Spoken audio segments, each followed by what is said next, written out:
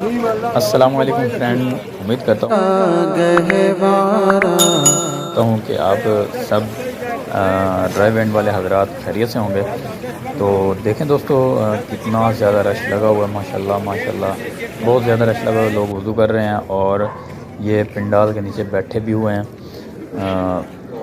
جی آج نا آپ کے لیے ایک بہت ہی زبردست خوشخبری لے کے آیا ہوں۔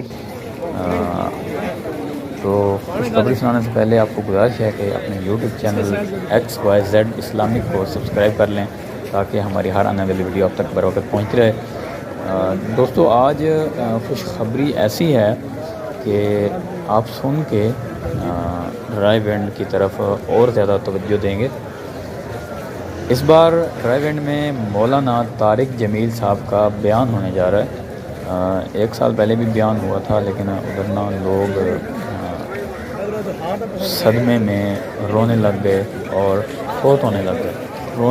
رونے کی بات تو لگ رہی، لیکن دعا کرتے کرتے اللہ کو پیارے ہو گئے۔